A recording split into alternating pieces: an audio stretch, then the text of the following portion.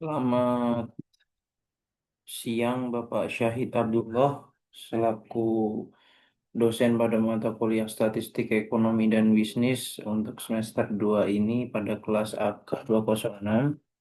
Mohon izin memperkenalkan diri, nama saya Lutfi Nur, salah satu mahasiswa program studi PJJ Akuntansi S1 Universitas Siber Asia. Mohon izin kali ini saya ingin mempresentasikan tentang pembahasan makalah yang sudah saya buat, yaitu tentang ukuran angka indeks.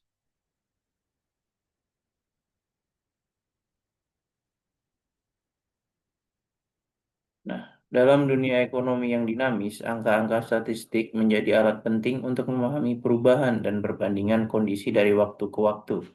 Salah satu alat statistik yang sangat bermanfaat dalam mengamati perubahan relatif suatu variabel adalah ukuran angka indeks. Ukuran ini berperan penting dalam mengukur perubahan harga, kuantitas, atau nilai dari barang atau jasa, sehingga dapat menggambarkan arah dan kekuatan pergerakan variabel ekonomi tertentu. Ukuran angka indeks ini banyak digunakan dalam bidang statistik ekonomi untuk menyusun indikator seperti indeks harga konsumen atau IHK, indeks harga produsen atau IHP, indeks biaya hidup, hingga indeks saham. Dengan alat atau indeks ini, pengambilan kebijakan dan pelaku ekonomi dapat memahami inflasi, fluktuasi pasar, serta kesejahteraan konsumen dari waktu ke waktu. Nah, ukuran angka indeks adalah suatu angka statistik yang menggambarkan perubahan relatif dari suatu variabel atau kelompok variabel dalam suatu periode terhadap periode dasar. Ukuran ini biasanya dinyatakan dalam bentuk persentase yang dapat digunakan untuk menganalisis harga, kuantitas, atau nilai suatu barang. Dalam statistika ekonomi, ukuran angka indeks diklasifikasikan ke dalam tiga jenis utama berdasarkan kompleksitas dan struktur perhitungannya. Nah, tiga jenis tersebut adalah yang pertama indeks relatif sederhana, indeks agregat tak tertimbang, serta indeks agregat tertimbang. Nah, indeks relatif sederhana merupakan bentuk paling dasar dari pengukuran angka indeks. Jenis indeks ini digunakan untuk membandingkan perubahan suatu item atau suatu variabel tertentu dari satu periode dasar ke periode lainnya. Karena hanya melibatkan suatu item, maka perhitungan indeks ini tidak memerlukan pertimbangan bobot atau kuantitas. Dalam konteks statistik ekonomi, indeks ini sering digunakan untuk menilai perubahan harga suatu komoditas seperti harga beras, harga emas, atau nilai tukar rupiah terhadap dolar dalam dua waktu berbeda. Indeks ini juga bisa digunakan untuk melihat perubahan kuantitas suatu variabel seperti jumlah produksi, volume penjualan, atau konsumsi listrik rumah tangga. Nah, rumus perhitungan indeks. Contoh indeks relatif sederhana bisa ditemukan pada indeks harga dan indeks kuantitas.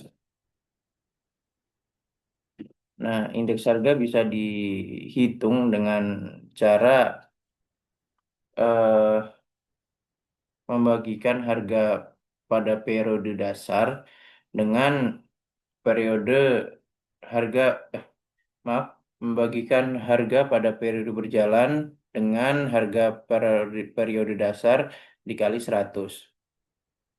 Begitu juga dengan indeks kuantitas bisa dilakukan dengan membagikan kuantitas suatu item atau suatu barang pada periode berjalan dengan kuantitas barang atau item pada periode dasar dikalikan 100. Nah, contoh studi kasusnya adalah sebagai berikut. Untuk kasus indeks relatif sederhana.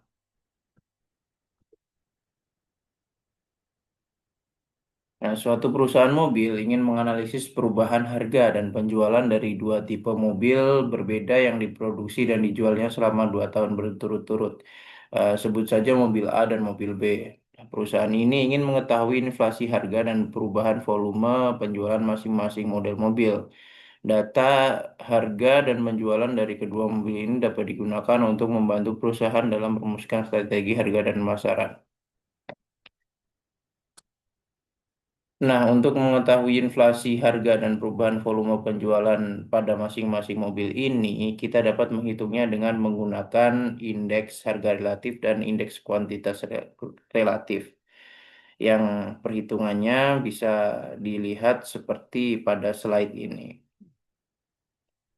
Ini indeks harga relatif untuk mobil A yaitu dengan membagikan harga pada tahun 2023 yang berjumlah 220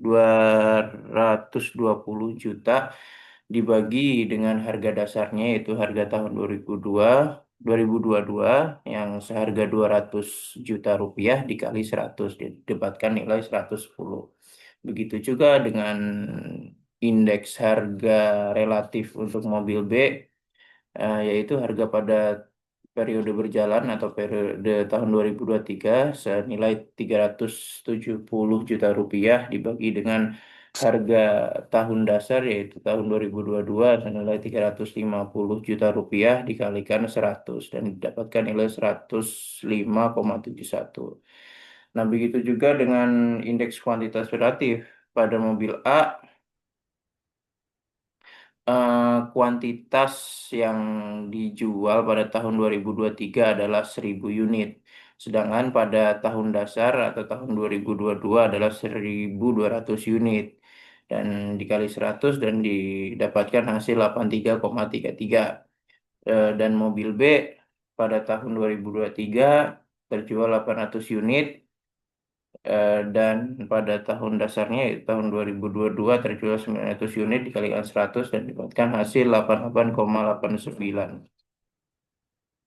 Nah, interpretasi dari angka-angka indeks yang telah dihitung tadi adalah sebagai berikut. Indeks harga relatif untuk mobil A adalah 110 yang menunjukkan bahwa mobil A mengalami kenaikan sebesar 10% dari tahun 2022 ke 2023.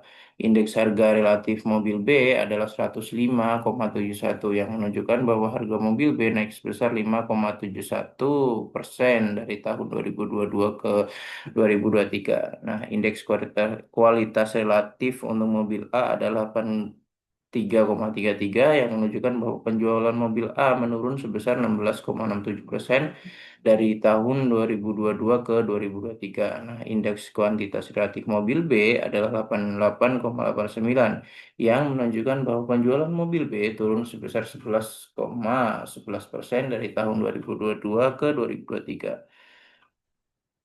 Nah, penurunan penjualan mobil A dan mobil B ini juga terkait kenaikan harga yang mempengaruhi daya beli konsumen.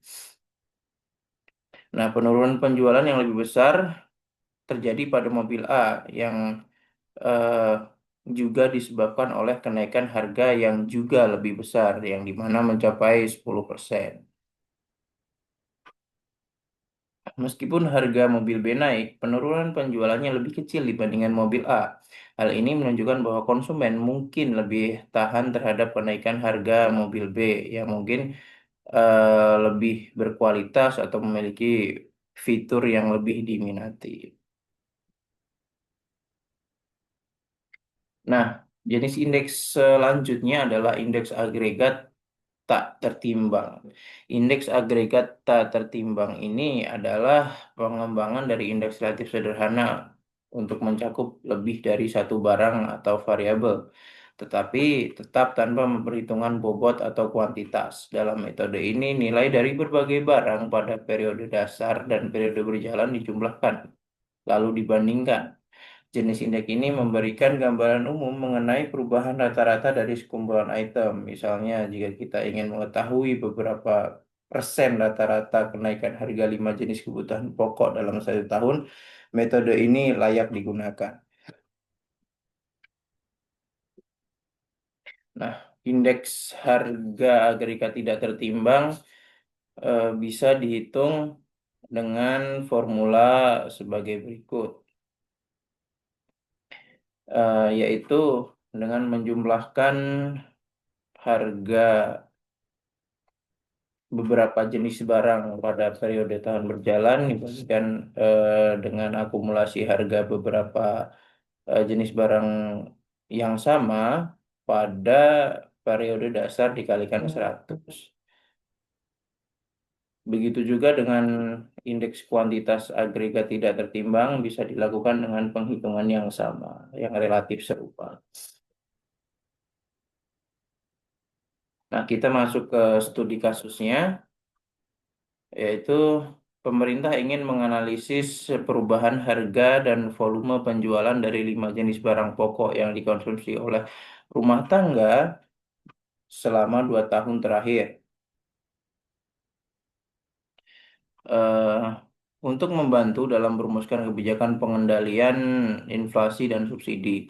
Nah, barang-barang yang dianalisis meliputi beras, minyak goreng, daging ayam, telur, dan gula. Nah, untuk hal ini kita bisa menghitung eh, indeks harga agregat dan indeks kuantitas agregatnya.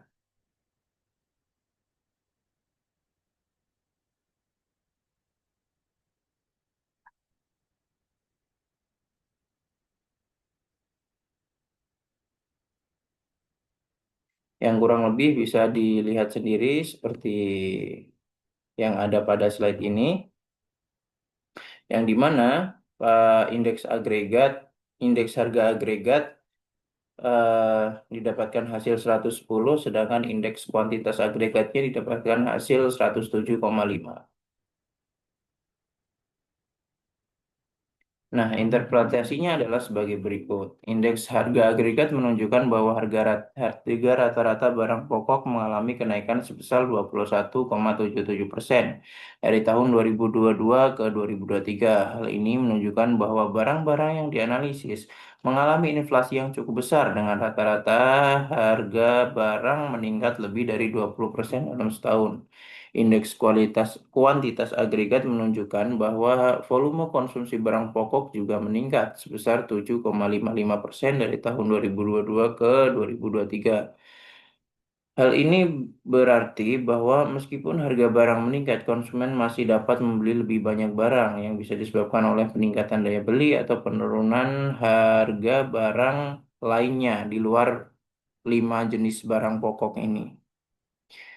Harga mengalami kenaikan yang cukup signifikan, sementara konsumsi barang meningkat meskipun harga naik. Hal ini bisa jadi indikasi bahwa konsumen tidak sepenuhnya terpengaruh oleh kenaikan harga dan terus membeli barang, meskipun dengan jumlah yang sedikit lebih tinggi daripada sebelumnya. Ya, yang lalu barang dengan konsumen konsumsi yang lebih tinggi seperti gula dan gula mungkin masih dibeli oleh konsumen meskipun dalam kenaikan harga karena barang-barang ini merupakan kebutuhan pokok yang sulit dihindari. Sementara daging ayam dan minyak goreng memiliki kenaikan yang harga yang lebih besar, namun konsumsinya hanya sedikit meningkat atau bahkan lebih rendah, yang bisa menunjukkan bahwa konsumen mengulangi konsumsi barang tersebut sebagai respon terhadap kenaikan harga yang lebih tinggi. Nah, selanjutnya adalah indeks agregat tertimbang yang merupakan bentuk paling kompleks dan akurat dari pengukuran harga indeks karena memperhitungkan bobot dari masing-masing item. Bobot biasanya berbasis kuantitas atau nilai konsumsi produksi, sehingga setiap item memberikan pengaruh sesuai dengan peran ekonominya. Dalam praktik ekonomi dan kebijakan publik, indeks ini paling banyak digunakan. Misalnya, indeks harga konsumen atau IHK yang dirilis oleh BPS menggunakan metode tertimbang berbasis pengeluaran rumah tangga. Artinya, barang seperti beras atau BBM memiliki bobot yang lebih besar dibandingkan barang mewah yang jarang dikonsumsi. Nah,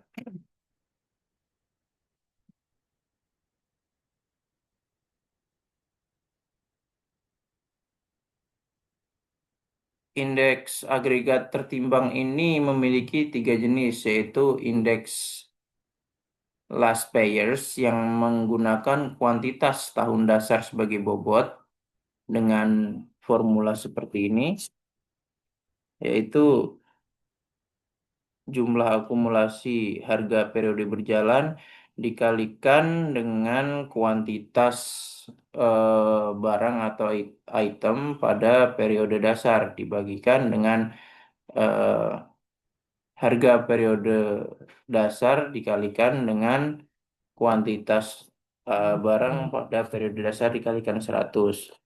Lalu yang kedua adalah indeks pasca yang menggunakan kuantitas tahun berjalan sebagai bobot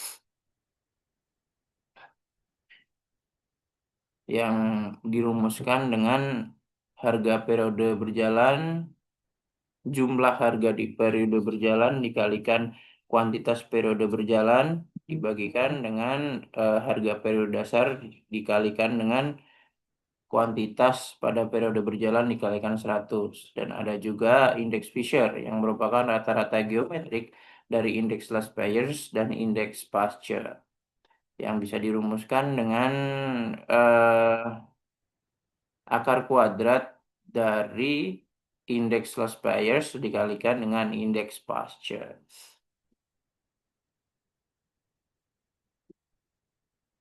Nah, studi kasus indeks agregat tertimbang. Nah, sebuah badan statistik ingin menganalisis perubahan harga dan konsumsi terhadap 5 jenis barang pokok dari tahun 2022 sebagai tahun dasarnya ke tahun 2023 dengan data seperti pada kolom berikut.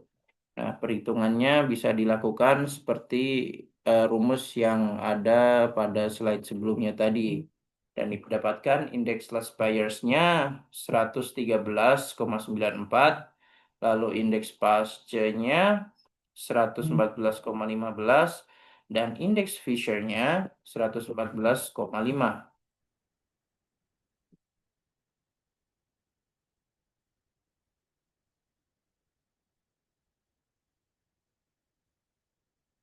Nah, interpretasi dari perhitungan indeks agregat tertimbang pada kasus ini adalah sebagai berikut.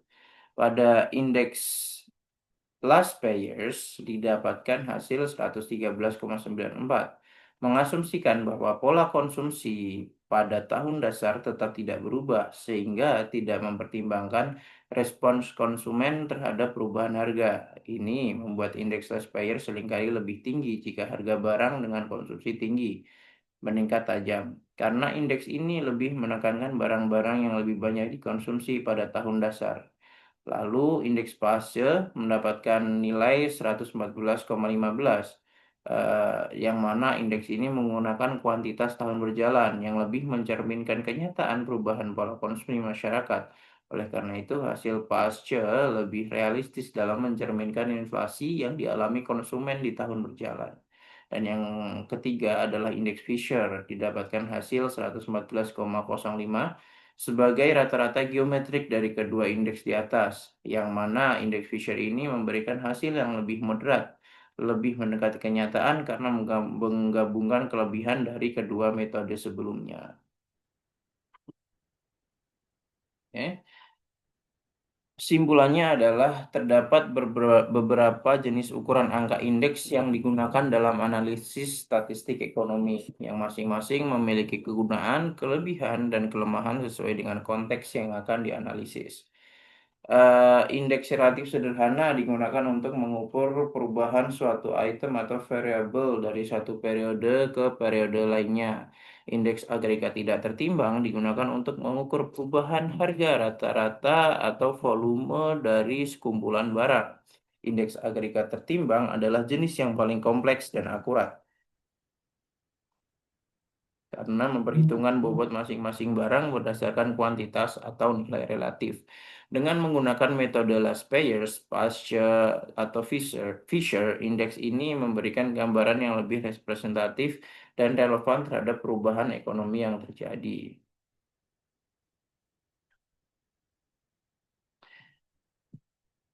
Nah, penggunaan berbagai jenis indeks sangat penting tergantung pada tujuan analisis dan kesediaan data.